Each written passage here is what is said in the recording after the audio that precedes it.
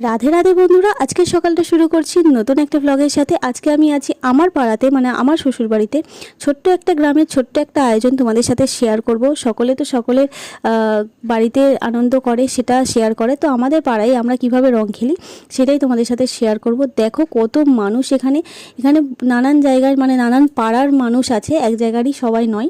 তো এখানে হচ্ছে রাধারানী রাধাকৃষ্ণকে যুগলে রেখে ঝুলনে করে প্রত্যেকটা পাড়ায় পাড়ায় ঘোরানো হয়। আর এরকম একটা ফাঁকা জায়গা রেখে সেখানে রাখা হয় এবং প্রত্যেকে রাধারানীজিকে আবির দেয়, আশীর্বাদ নেয়। এই জিনিসটা আমার বেশ ভালো লাগে। তো চলো তোমরাও দেখো এখানে কি হচ্ছে, তোমরাও এনজয় করো।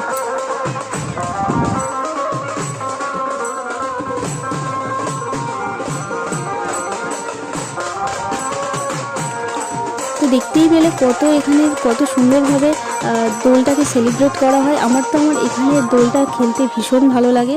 আর এখানে সকলের জন্য একটু তেষ্টা মেটানোর জন্য রসনার ব্যবস্থা করা হয়েছিল, কারণ চারিদিক থেকে ঘুরে ঘুরে আসছে। আর আজকে খুব গরম, খুব রোদ, তো একটু যদি তেষ্টা মেটানো যায়, ছোট্ট একটা আয়োজন করা হয়েছিল। আর খুব তাড়াহুড়োর মধ্যে এবছর দোলটা কেটেছে, কারণ 3টের মধ্যে সবটা কমপ্লিট করতে হবে। তোমরা সকলেই জানো এবছর চন্দ্রগ্রহণের 3টের থেকে পড়ার কথা ছিল।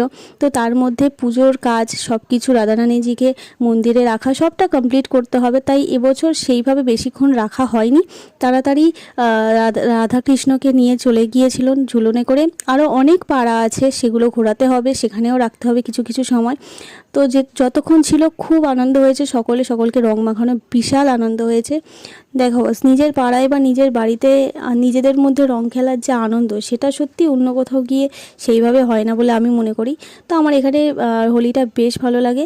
তারপর নিজেদের মধ্যে এনারা চলে যাওয়ার পর আমরা নিজেদের মধ্যে নিজেদের পাড়ায় সকলে মিলে রং খেললাম, অনেকটা আনন্দ করলাম। আর তারপর অনেক অনেক ছবি তুলেছি, ছবি তো তুলতেই হবে। তো তোমাদের কার কিরম দোল কাটলো আমাকে অবশ্যই কমেন্টে জানিও। টাটা।